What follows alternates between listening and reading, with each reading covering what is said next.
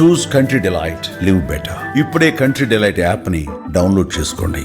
నమస్తే, welcome to Suman TV. నేను జానకి. కేంద్ర ప్రభుత్వం ఉజ్వల యోజనను మరింత విస్తరించాలన్న నేపథ్యంలో కొత్తగా 25 లక్షల మహిళలకు ఉచిత ఎల్పీజీ కనెక్షన్లను అందించనుంది. మహిళా సాధికారతకు తోడ్పడే ఈ నిర్ణయం 2025-26 ఆర్థిక సంవత్సరంలో అమలు కానుంది. ప్రధాని నరేంద్ర మోదీ సోషల్ మీడియా ద్వారా నవరాత్రి పవిత్ర సందర్భంలో ఉజ్వల కుటుంబానికి చెందిన తల్లులు, అక్క చెల్లెలకు హృదయపూర్వక శుభాకాంక్షలు తెలిపారు. ఈ పని వల్ల వారు ఈ పండగ రోజు ఆనందాన్ని పొందడమే కాక మహిళా సాధికారతపై మన సంకల్పాన్ని బలోపేతం చేస్తుందని కూడా ఆయన అంటున్నారు.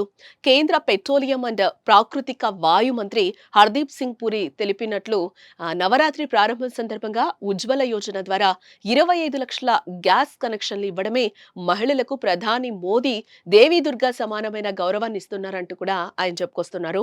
ఈ కనెక్షన్లతో దేశంలోని ఉజ్వల కుటుంబాల సంఖ్య 10.60 కోట్లకు చేరుతుందని కూడా ఆయన అంటున్నారు.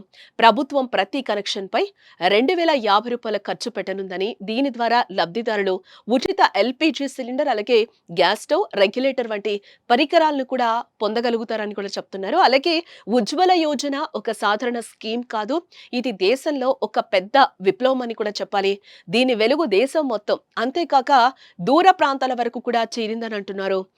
ప్రస్తుతం మోదీ ప్రభుత్వం 300 సబ్సిడీతో 10.33 కోట్లకు పైగా ఉజ్వల కుటుంబాలు ఎల్పీజీ సిలిండర్ ను కేవలం ₹553కే రీఫిల్ చేసుకోవచ్చని కూడా అంటున్నారు. ఇది ప్రపంచంలోని ఎల్పీజీ ఉత్పత్తిదార దేశాల ధర కంటే కూడా చాలా తక్కువ అని చెప్తున్నారు.